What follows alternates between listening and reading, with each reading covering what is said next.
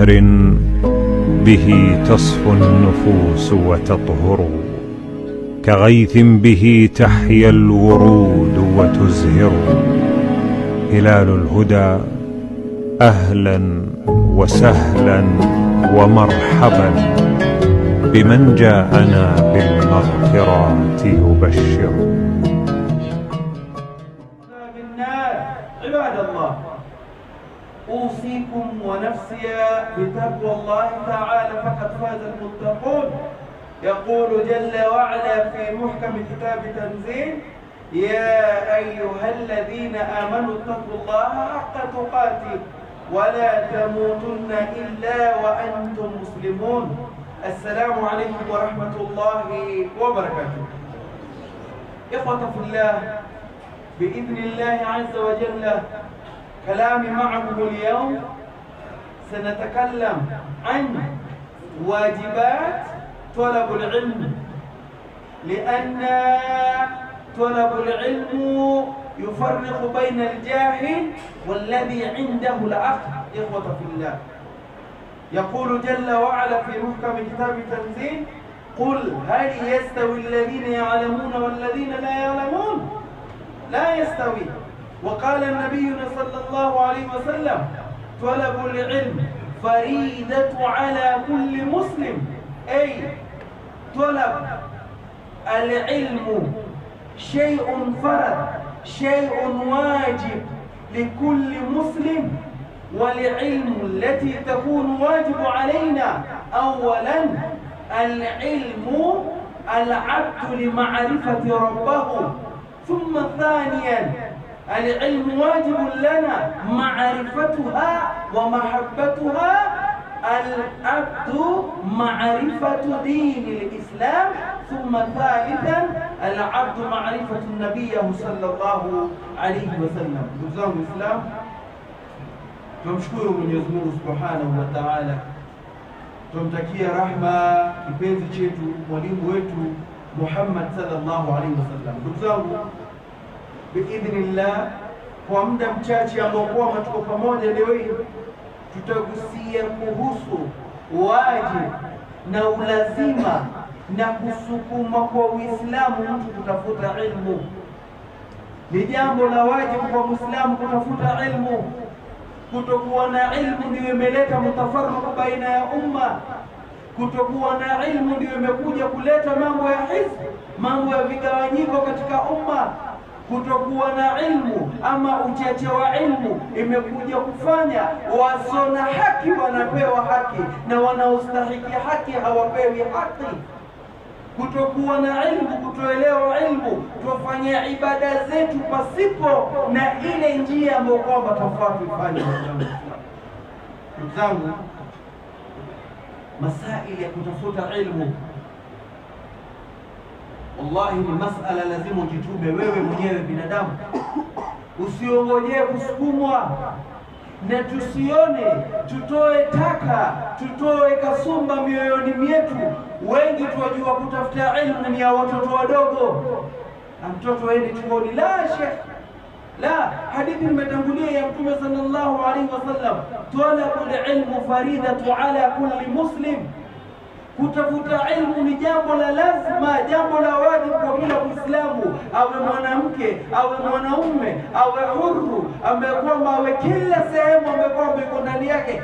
Ilmu si ya watoto, ilmu si ya watu maskini ambao kwamba hawajiwezi, la. Because most of us are busy na shughuli zetu, we don't have time. Lakini ndugu zangu, we don't create time. If you want, we can. Wangapi katika sisi wanafanya courses zile wanafanya? Wangapi ludhuli ama miaka kadhaa makampuni za Chinese zimeingia nyingi hapa? Waafrika wangapi tunajua wameenda kusoma ki-Chinese na wanakizungumza vizuri? Wangapi ambao kwamba Mombasa wanaishi Malindi Watamu, vijana local wamejifundisha Kiitalian na wamekijua? Vijana wangapi, watu wangapi ambao kwamba tunawajua ni asili ya hapa hivi wamesoma foreign languages wakazijua, kwa sababu kuna manufaa wanapata ndani yake, kwa sababu kuna kitu, kuna faida inapatikana.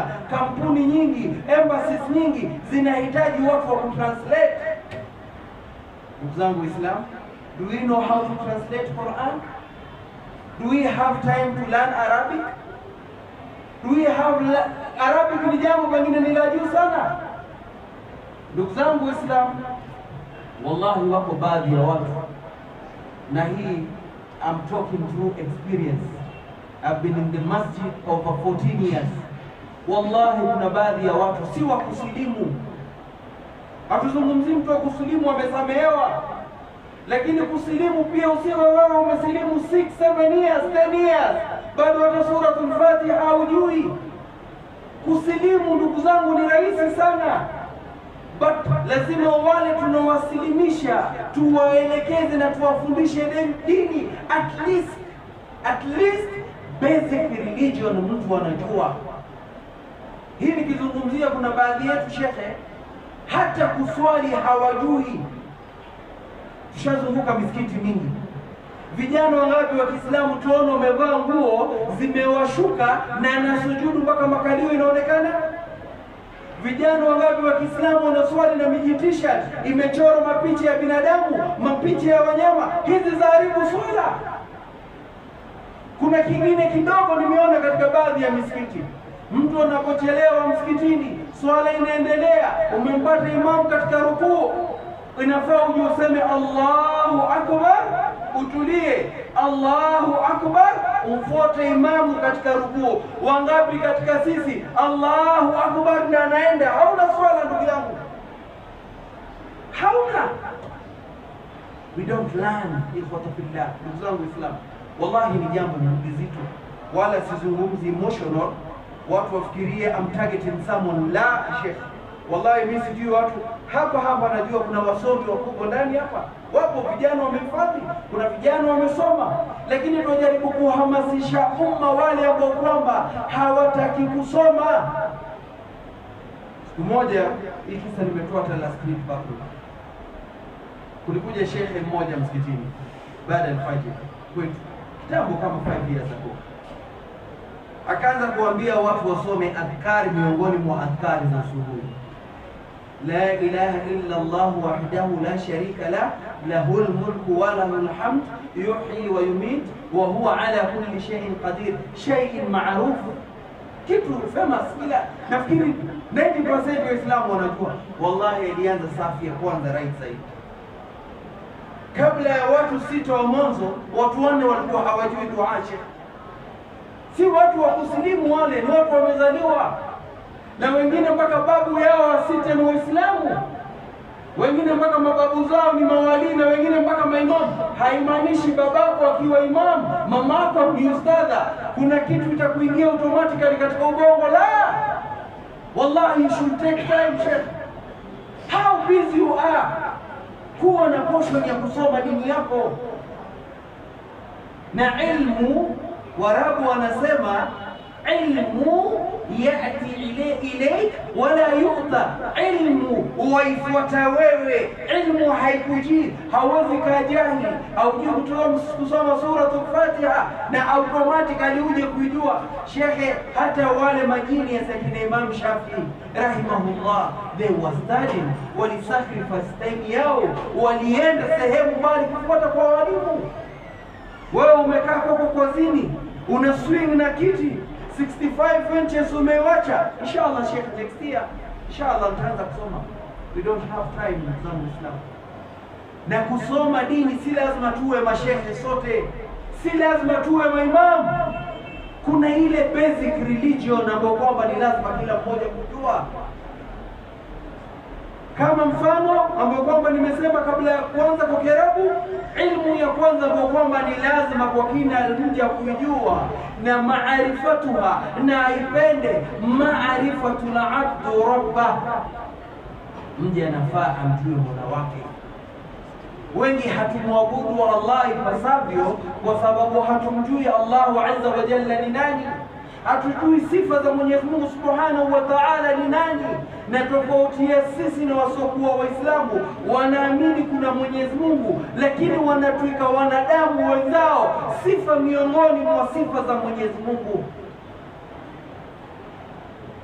Kuna kipengele kingi wanasema, our mighty Lord created us through his own image. Hii ni shirki Sheikh. Ati Mwenyezi Mungu alituumba kama vile tupo yeye yuko hivyo. Laysa kamithlihi shay'un wa huwa as-sami'ul 'alim. Allah azza wa jalla hana mfano. Allah hana mfano. Wa huwa as-sami', Allah anasikia. Manhaji yetu, i'tikadi ya Ahlusunna wal Jamaa, Allahu azza wa jalla anaona, Allahu azza wa jalla anasikia, Allah anatabasam. Kuna riwaya Allahu azza wa jalla na mikono, lakini kaifia mikono ya Allahu azza wa jalla, Mwenyezi Mungu masikio yake ni kaa yetu. Muislamu hafai hata kufikiria wala kupelekea. Sifa za Mwenyezi Mungu ni zake peke yake, hazina yoyote.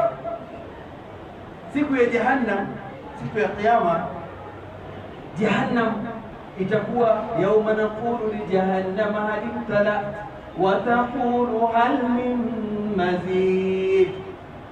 Jahannam itakuwa inauliza kuna la ziada.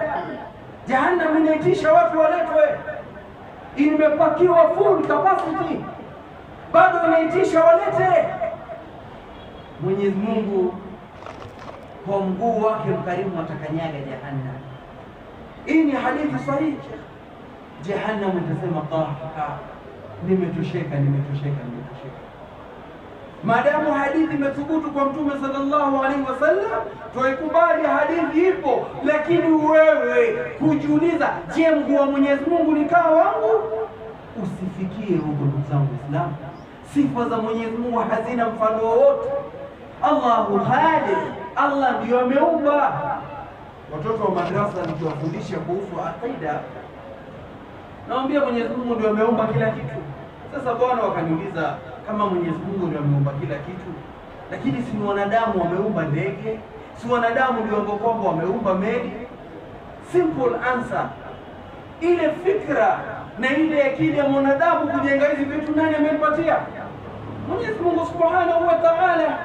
Material ambayo kwamba anatumia madini, chuma, mbao ambazo kwamba tutumia kujengea, ni nani ambazo kwamba ameziumba? Allahu azza wa jalla. Ikhwatillah, lazima tumjue. Hii ndio itikadi ya kwanza. Fa'alam annahu la ilaha illa hu. Kwanza, ilmu ya kwanza umjue Allahu azza wa jalla ya kwamba hakuna apasaye, hamna mfano wake Mwenyezi Mungu Subhanahu wa Ta'ala. Tulipokuwa wadogo, ama kuna bado mila haswa baadhi ya kabila zetu za Kiafrika, mtu anapokuwa amerauka asubuhi kwenda shughuli, kwenda kazini, aone jibwa jeusi limepita, aone panya amepita, aone bundi and all, anasema leo ni siku ya nuksi, ni siku mbaya. Kuna baadhi ya wetu leo mpaka tunabandika siku majina, Black Monday, mambo haendi vizuri on Monday. Hii ni itikadi haifai. Allahu azza wa jalla khaliq, Allah ndiye ameumba siku zote. Allah ndiye ameumba wale wanyama hawana lolote, hawadhuru wala hawanufaishi. Wewe wasema kuna nuksi, huyu mnyama akililia huko mtu atakufa huko. Hizi ni itikadi potofu. Wachukua sifa ya Mwenyezi Mungu Subhanahu wa Ta'ala watuweka mnyama ambaye kwamba hata akili hana. Kwa hivyo ndugu zangu, lazima tutake caution, na ninaswaha ambayo kwamba ningepeana, tuangalieni elimu zetu tutafuta kwa kina nani. Siku hizi iko mashekhe Google katika mitandao ya kijamii, ukiuliza swali unapata comments 200, 300,000. Shekhe, si wote wako Facebook, si wote wako Instagram, si wote wako TikTok ni wasomi. That's not the right place for you to learn. Habithi, uchafu ambao kwamba uko ndani ni mwingi kuliko yale mazuri ambayo kwamba yanapatikana. Tafuta shekhe authentic, angalia sites ambazo kwamba unaenda kusoma. Kuna baadhi ya sites katika mitandao ya kijamii it's owned by Qadiani, wale Ahmadiyya, wale ambao kwamba sio Waislamu. Kuna zingine zinaoniwa na Mashia ambao kwamba wanalaani maswahaba za Mtume sallallahu alaihi wasallam. Unaona baadhi ya vijana ambao kwamba wanaingia online classes, wanasoma, baada ya muda wanakuja kuwa na itikadi potofu, kuja kutoa watu katika Uislamu, jazakallahu khair, kuja kuanza kusema hawa ni makafiri kwa sababu ya ilmu chache, ilmu ambayo kwamba haujui umesoma kwa nani. Haya masala mengi ambayo kwamba tunavurugana, ambayo kwamba tunafanya nini, yana ikhtilafu, haswa masaili ya fiqh. Lakini wale maulama wa fiqh wenyewe wana heshima na adabu. Wote akwali zao wanasema idha sahha alhadithi fa huwa madhhabi. Pengine mimi kuna maneno nimezungumza, ukipata maneno yangu yamegongana na maneno ya Mtume sallallahu alaihi wasallam, chukua maneno yangu yachapilie kwa ukuta, shika maneno ya Mtume sallallahu alaihi wasallam. Hawa wana heshima. Wangapi katika sisi tukufurishana kwa sababu huyu amesema hivi, mimi nimesema hivi? Angalia mazungumzo yote, hata mashehe wale ambao kwamba wanatoa mawaidha, wale mashehe ambao kwamba wanafundisha, usishike lile ambalo kwamba umeshika, ndio ueleze umma, waambie kuna kauli nne, kuna maulama wanne wanazungumzia, lakini kuna kauli jamhuri. Kauli jamhuri ni ile ambayo kwamba kauli raji, ambayo kwamba ni maneno yana uzito, yameegemewa na wasomi wengi. Kwa hivyo ikhwatafillah, usifute pande kwako zaidi, uanze kuona wengine ni makafiri, uanze kuona wengine si Waislamu. Juzi nimeangalia katika mitandao, niwaambia ni hatari. Huyu hata si shehe. Kuna mmoja wa kirafidha na ana kilemba kikubwa kweli, kimevuruga kikubwa, anaweka katika mtandao wa kijamii, salamu alaykum, hata salamu yenyewe hajui kujibu shehe. Ati anasema kama mtu amefunga mwezi wa Ramadhani, kutafuna ubani, kutafuna bigiji haivunji saumu. Wallahi mtu anasema katika mtandao wa kijamii. Hebu niambie, mtu amesilimu jana, mtu amesilimu asikie maneno kama haya? Hii ni kuchezea dini, istihza. Na sisi tutaendelea kuchezewa istihza, tutaendelea kutumiwa maadamu hatusomi. Hata haya masala ya mwezi ambao kwamba kila wakati tunavurugana. Je, wangapi ndugu zangu, kuanzia kule mwisho, nani ashawaifanya research ya masala ya mwezi, local moon, kuna international? Nani ashaenda kafanya research akwali za maswahaba, akwali za maulama, maneno ya Mtume sallallahu alaihi wasallam? Tusiwe tufuata mirengo. Fuata mrengo na una dalili zako. Usiulize shekhe wako kifadhi damu baba, jamii ya damu, Saudia damu, nani? Hapa wewe umechukua jukumu gani? Ndugu zangu Islam, lazima tusome kwa kifika. Wallahi mimi kulauka makazini, hata kule kazini kwako, you can take some time, 1 hour katika elimu ya dini. Watu hawafahamu sana. Wajua sisi tuwabembelezewa Uislamu, tuwabembelezewa pepo. Hata kunapokuwa na michango misikitini, tuwaomba watu, tafadhalini changieni, tafadhalini. Wengi wanatafuta 20 bob na 50 zikopi, lakini pesa za kuenda katika masala ya uchafu, pesa za kuenda kanivo, pesa za kuenda ulevi, unatoa pesa chungu nzima. Katika masala ya madrasa zetu za watoto 1000 nilitoa hapa mfano katika msikiti huu. Mimi madrasa yangu ile nafundisha Pakro pale madrasa, fees per term per month ni 1000 shillings. Wallahi amini usiamini sheikh, kuna baadhi ya wazazi wanadaiwa 20,000. Same parent ana mtoto opposite ya pale kwetu, kuna Muslim Academy, per term it's over 40k, amelipa shehe, madrasa anadaiwa 20,000 na ni mwezi. Sasa hebu niambie, mtoto wako umemuonyesha hii madrasa kwenda kusoma ni ipi? Wewe baba umedharau dini, umeonyesha mtoto wako pia ni useless. Huko madrasa hamna. Mimi nilipokuwa nasoma mimi nimesoma nikiwa mtu mzima hivi, nikiwa nafanya kazi Pakro. Kuna baadhi ya watu, wallahi watu wazima, mtu mpaka ana PhD katika masala ya business become, anambia sheikh, hii vijana ambao kwamba mnasoma sharia, mnasoma dirasatul islamia, do you have future in this country? Yani watu wameweka haya masomo mengine ndio kwamba yanakuja kulisha mtu, ndio yanaficha hawajui Allahu azza wa jalla ndio Razzaq. Wangapi tunajua shekhe wana PhD, wana masters, wana brain, wamejaa, wanazunguka jobless. Kuna misikiti haina maimamu shekhe, maimamu wanakosekana kwa sababu pengine malipo ya duni. Shekhe huyo jamaa anatuambia kusoma masaili ya dini ni wastage of time. Hiyo miaka minne ungesoma kwa fikiri ungekuwa mbali sana. Hebu ungesoma engineer, ungesoma business, ungesoma nini?